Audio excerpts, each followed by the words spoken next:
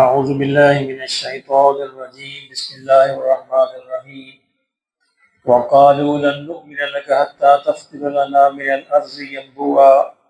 أو تكون لك جنة من نخيل وعنب فتفجر الأنهار خلالها تفجيرا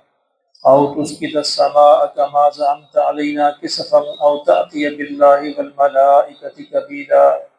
أو يكون لك بيت من زخرف أو ترقى في السماء ولن نؤمن لرقيك حتى تنزل علينا كتابا نقرأه قل سبحان ربي هل كنت إلا بشرا رسولا وما منع الناس أن يؤمنوا إذ جاءهم الهدى إلا أن قالوا أبعث الله بشرا رسولا قل لو كان في الأرض ملائكة يمشون مطمئنين لنزلنا عليهم من السماء ملكا رسولا قل كفى بالله شهيدا بيني وبينكم إنه كان بعباده خبيرا بصيرا صدق اللہ العظیم۔ فرمایا وقالو، اور وہ کہتے ہیں لن نؤمن لک، ہم ہرگز ایمان نہیں لائیں گے آپ پر، یعنی یہ مشرکین کی بات ہو رہی ہے کہ مشرکین جہاں پچھلی بہت ساری باتیں بیان ہوئی حضور کے بارے میں، قرآن مجید کے بارے میں، تو آج وہ جو عجیب و غریب مطالبے کرتے تھے نبی صلی اللہ علیہ وسلم سے، ان کی بات بیان ہو رہی ہے۔ تو وہ یہ کہتے ہیں کہ ہم ہرگز ایمان نہیں لائیں گے آپ پر حتی تفجر لنا من الارض ینبوعا، یہاں تک کہ تو ہمارے لیے زمین سے ایک چشمہ پیدا کر دے، یعنی ایک نیا مطالبہ کہ تو یہاں سے ایک چشمہ نکال دے، پھر ہم تم پر ایمان لے آئیں گے۔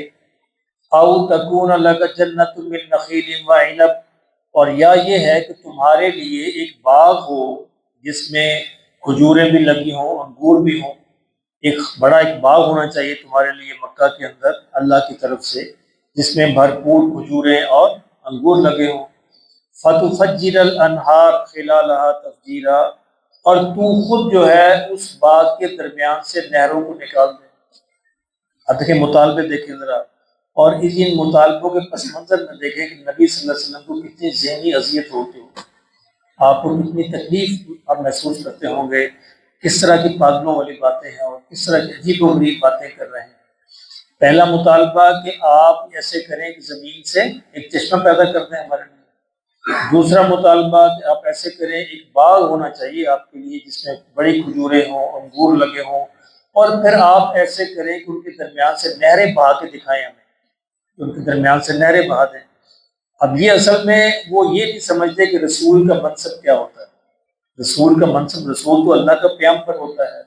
اللہ کا سفیر ہوتا ہے، اللہ کا نمائندہ ہوتا ہے، اس کا مقصد تو اللہ کے پیغام کو پہنچانا ہوتا ہے، نہ کہ اس طرح کی کوئی باتیں یا معجزے دکھانا۔ معجزہ بھی رسول خود نہیں دکھاتے، اللہ کا حکم ہوتا ہے،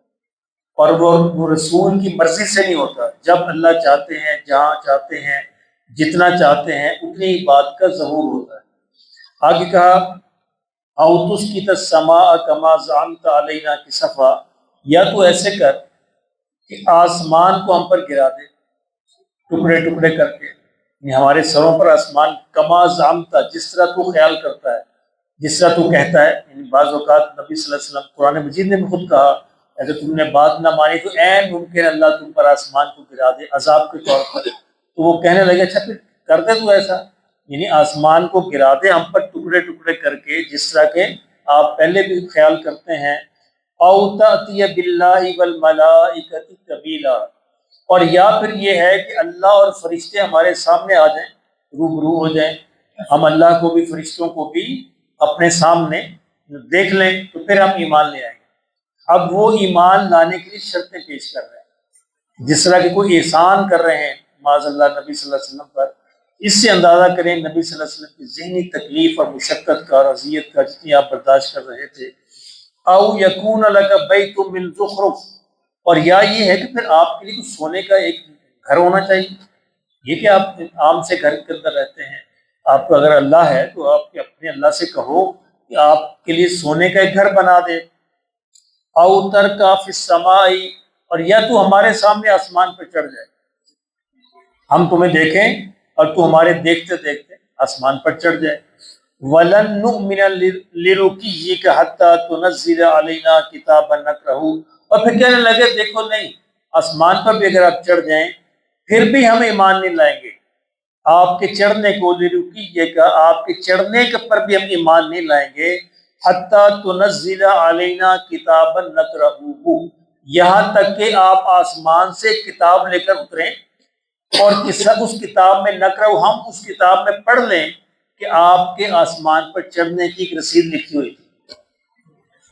ہم پر چڑھ لیں، ثبوت دیکھ لیں کہ آپ واقعی آسمان پر گئے تھے۔ اب دیکھیں کس قدر عجیب و غریب اور بیوقوفانہ جاہلانہ باتیں ہیں وہ نبی صلی اللہ علیہ وسلم کے سامنے کر رہے تھے۔ اللہ اکبر۔ اب دیکھیں یہاں پہ دو عجیب بڑے سبق ہیں، یعنی اس سے زیادہ بدتمیزی، گستاخی، بیوقوفی کی باتیں نہیں ہو سکتی، اور حضور نے نہ اس پر غصہ کیا،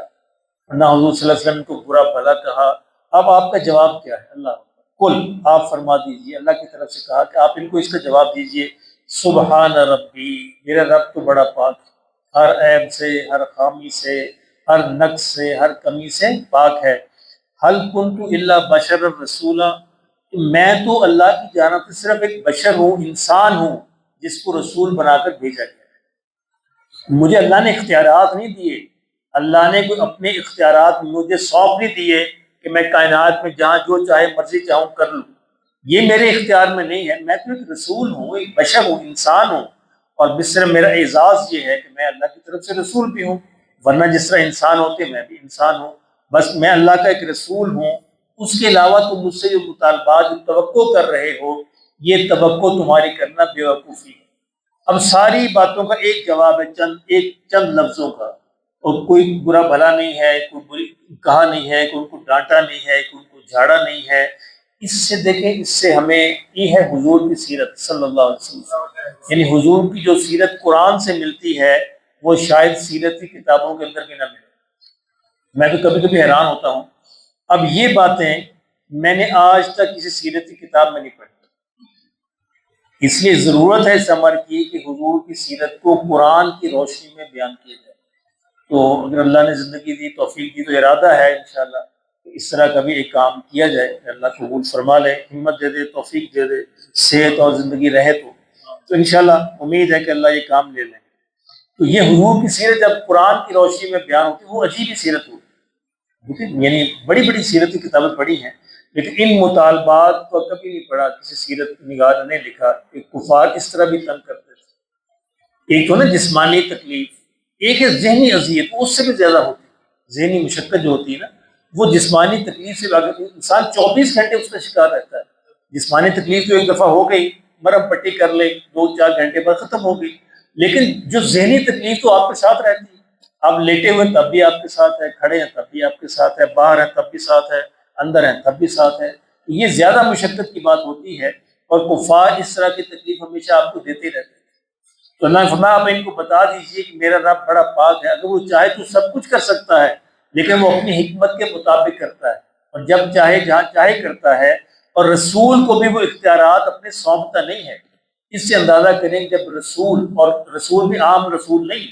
کائنات کے سب سے بڑے رسول، بعد از خدا بزرگ کوئی قصہ مختصر، جب اللہ ان کو بھی اپنے اختیارات نہیں سونپتا، عام پیروں ولیوں کی کیا حیثیت، باقیوں کی کیا حیثیت ہے کہ وہ اللہ کے اختیارات کے مالک بنے۔ اللہ کہتا الا لہ الخلق والامر، خلق بھی میری ہے، امر بھی میرا ہے، یعنی اس کائنات کو پیدا بھی میں نے کیا ہے اور چلا بھی میں رہا ہوں، اس میں نے کسی کو شریک نہیں کیا،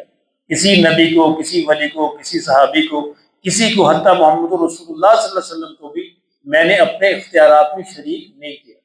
فرمایا وما منع الناس ان یؤمنوا اذ جاءهم الهدى، میں آپ ذرا غور تو کریں لوگوں کو ایمان لانے میں کیا رکاوٹ آئی ہے، کیا رکاوٹ بنی ہے، اذ جاءهم الهدى، جب کہ ہدایت ان کے پاس آ گئی ہے، اس ہدایت کے قبول کرنے میں رکاوٹ کیا بن گئی ہے، الا ان قالوا ابعث اللہ بشرا رسولا، کہ اب وہ یہ کہنے لگے ہیں کہ کیا ایک بشر کو رسول بنا کے بھیجا گیا، کہ یعنی اللہ نے اگر بھیجنا تھا تو کسی جن کو بھیجتے، فرشتے کو بھیجتے، ایک بشری رسول ہے، یعنی جب سب باتیں ناکام ہو جاتی تھی تو پھر یہ اعتراض آ کے لے کے آ جاتا تھا۔ ابعث اللہ بشر رسولا، اللہ نے فرمایا دیکھو کتنی بیوقوفوں والی بات جو ہے وہ ان کے ایمان لانے میں رکاوٹ بنتی، یعنی بات کلیئر ہو گئی تھی، ایسا نہیں کہ بات نہیں کلیئر ہوئی تھی، حق پیغام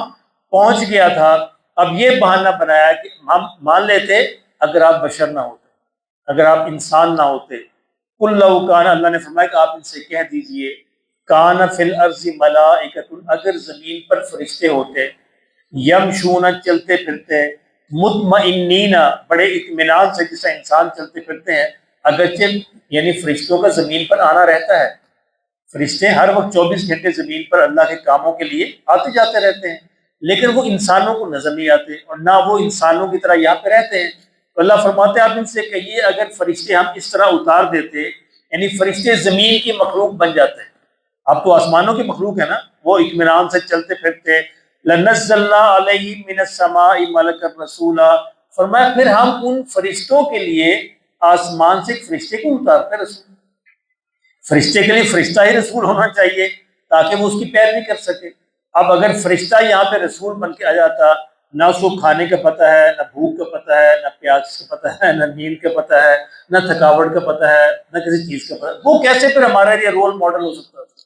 وہ تو انسانوں کی باتوں کو سمجھ ہی نہ سکتا، وہ تو مطالبہ کرتا نہیں بس ٹھیک ہے 24 گھنٹے کام کرو، ہاں جی لگے رہو، اور انسان کہتے ہیں میں تو تھک گیا ہوں، تھکنا کیا ہوتا ہے، کام کرو،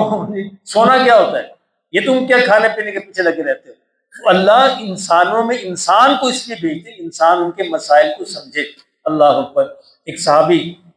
محنت مزدوری کرتے تھے اور وہ تشریف لائے گھر کے اندر، پہلے معمول یہ تھا کہ رات کو اگر آپ آئے ہیں رمضان کے اندر اور اگر آپ نے رات کو کھانا، یعنی جب تک آپ جاگتے ہیں کھانا کھا سکتے ہیں، اور جو ہی آپ سو گئے اگلا دن روزہ شروع ہو گیا، اس کے بعد آپ کھانا نہیں کھا سکتے۔ وہ بیچارے محنت مزدوری کرنے والے صحابی تھے، آئے اور اہلیہ سے کہا کھانا ہے، اس نے کہا ابھی بناتی ہوں، اتنی دیر میں نیند آ گئی، اب نیند آ گئی تو اس کے بعد وہ کھا نہیں سکتے، اگلا روزہ شروع ہو گیا، اب بھوکے ہیں پیاسے ہیں، اگلا روزہ شروع ہو گیا، پھر محنت مزدوری یہ بیچارے بے ہوش ہو گئے۔ اب حضور کی خدمت میں عرض کیا گیا، اور ظاہر ہے کہ جب صحابی کہتے ہیں تو اللہ کی رحمت پر حرکت میں آتی ہے، اللہ نے اپنا حکم اتار دیا کہ نہیں اب سے روزہ ایسے ہوگا کہ تم جو ہے سحری کھایا کرو، تم سحری کھایا کرو۔ دیکھیں تھکاوٹ تھی تو نبی کو بھی سمجھ آئی، اب انسان تھے نا، ان کو بھی یہ مسئلہ سمجھ آئے کہ واقعی یہ تو مسئلہ ہے انسانوں کے لیے، اللہ نے بھی انسانوں کی اس رعایت کو کرتے ہوئے مسلمانوں کو رعایت دی، اب سے تم سحری کھایا کرو، کوئی مسئلہ نہیں، اب تمہارا روزہ سحری سے شروع ہو گیا۔ تو فرشتے تو یہ بات نہ سمجھ سکتے، یہ جنات یہ بات نہ سمجھ سکتے، اللہ نے فرمایا لنزلنا علیہ من السماء ملکا رسولا، اگر ہم فرشتوں کے لیے رسول کو بھیجیں تو فرشتے کو ہی رسول بنا کے بھیجتے تاکہ وہ ان کے مسائل کو سمجھے۔ اب یہ ساری باتیں فرمایا کل کفا، آپ ان سے کہہ دیجئے کفا باللہ شہیدا بینی و بینکم، اے کفار، اے مشرکین، میرے اور تمہارے درمیان اللہ کافی گواہ ہے کہ میں نے اپنا کام کر دیا، میں نے اپنا پیغام پہنچا دیا، میں نے اس میں کوئی کمی نہیں کی، اللہ میرے تمہارے درمیان گواہ موجود ہے، اللہ مجھے دیکھ رہا ہے، انہ کان بعبادہ خبیرا بصیرا، بے شک میرا رب جو ہے فرمایا کہ وہ اپنے بندوں پر بہت ہی جاننے والا اور نظر رکھنے والا ہے، دیکھتا بھی ہے اور ان کی باتوں کو جانتا بھی ہے، جب دیکھتا بھی ہے جانتا بھی ہے تو وہ پھر تم سے نپٹ لے گا، میں نے اپنا کام پورا کر دیا، اب میں نے اللہ کے سپرد کر دیا، وہ تم سے اپنا نپٹ لے گا۔ اس لیے اگلا سبق اس سے یہ ملتا ہے نبی کی سیرت سے، اگر کسی شخص سے انتہائی اختلاف بھی ہو جائے، جھگڑا بھی ہو جائے، مسائل پیدا ہو جائیں اور حل نہ ہو تو آخری بات کہہ کر پیچھے ہٹ جائے کہ بھی اب میں نے اللہ کے ذمہ لگا دیا، اب میں نے تیرا معاملہ اللہ کو سونپ دیا، اب اللہ تجھ سے پوچھے گا، میں پیچھے ہٹ جاؤں، میں نے اپنا حق چھوڑ دیا۔ اور جب یہ مسئلہ ہوتا ہے تو میں اس شخص کے لیے سب سے زیادہ خطرناک ہوتا ہے، یعنی اس بات سے بچو کہ کوئی بندہ اپنا مسئلہ اللہ کے حضور پیش کر دے اور اللہ کے ذمہ لگا دے، جب اللہ کے ذمہ لگتا ہے تو پھر اللہ جب بدلہ لیتا ہے تو پوری کائنات مل کے بچا نہیں سکتی، اور اللہ کی پکڑ ان بطش ربک لشدید، میں تیرے رب کی پکڑ بڑی شدید ہوتی ہے، پھر بندہ بچتا نہیں۔ ایک زمانہ تھا، اللہ معاف فرمائے، تاریخ مجھے یاد آئی، ایک زمانے میں یہ جو کانگریس کے علماء تھے اور جو مسلم لیگ کے علماء تھے، ان میں بڑی ایک ٹسل تھی، کچھ علماء ادھر تھے کچھ علماء ادھر تھے۔ مولانا سید حسین احمد مدنی رحمۃ اللہ علیہ یہ کانگریسی علماء میں تھے، لیکن ایک بڑے اللہ کے ولی تھے، نیک آدمی تھے۔ اب یہ آئے فیصل آباد میں تقریر کرنے، کیا پاکستان سے پہلے کی باتیں ہیں، تو مسلم لیگیوں نے، اس زمانے کے جو مسلم لیگی تھے، انہوں نے سوچا کہ یہ مولانا آئے ہیں آج ان کی ذلیل کرتے ہیں، آج ہے نا بدلہ لیتے ہیں۔ انہوں نے 2 بندوں کی ڈیوٹی لگائی تو تم نے ان پر پیشاب پھینکنا ہے، پیشاب پھینکنا۔ اللہ کے نیک آدمی ہیں تو وہ پیشاب لائے اور پیشاب لا کے ان کے چہرے پر پھینکا۔ تو مولانا کے چہرے پر پھینکا تو ایک نظر انہوں نے آسمان کو دیکھا اور خاموش ہو، کچھ نہیں کہا، اور اس کے بعد چہرہ صاف کیا، پھر اپنی تقریر شروع کر۔ تو کسی نے ایک اور اللہ والے تھے ان سے پوچھا کہ اس طرح آج یہ واقعہ پیش آیا۔ انہوں نے کہا جی، اس نے کہا فوراً کہا کہ مولانا نے کچھ کہا نہیں ان کو برا بھلا؟ ان کو کچھ بھی نہیں کہا۔ وہ یہ تو بات بڑی بری ہو، اب اللہ بدلہ لے گا۔ اگر مولانا ان کو برا بھلا کہہ دیتے تو بدلہ ہو جاتا۔ اب انہوں نے آسمان کی طرف دیکھا، اللہ بدلہ لے گا۔ تو وہی بندے جنہوں نے وہ پھینکا تھا وہ پیشاب، چند دنوں کے بعد اس کا جھگڑا ہوا کسی یہ جو ہے ایک بھٹے، اینٹوں کے بھٹے بنانے والے، تو مالک نے اٹھا کر اینٹوں کے بھٹے میں ڈالا۔ جہنم ہوتی ہے نا، پوری آگ جل رہی ہوتی ہے۔ تو اللہ کی پکڑ بڑی شدید ہوتی ہے، اس لیے ہمیں اس سے بچنا چاہیے کہ کوئی ہماری شکایت اللہ کو لگائے، یہ ہم اس کو محسوس ہی نہیں کرتے۔ اللہ کہہ دے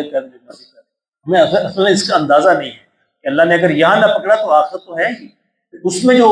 درگت بنے گی، اللہ ہمارے حال پر ہے فرمائے۔ اس سے ہمیں آج 2 سبق ملے۔ ایک تو یہ کہ کوئی جتنا بھی مرضہ برے بھلا کہے، بس بڑی شائستگی سے 1-2 لفظوں میں اس کو جواب دے دیجئے۔ اگر پھر بھی باز نہ آئے تو کہہ دیجئے کل کفا باللہ شہیدم بینی و بینکم، بس میرے اور تمہارے درمیان اللہ گواہ ہے، وہ خود ہی تم سے نپٹ لے گا۔ اللہ پاک ہمیں سمجھ نصیب فرمائے۔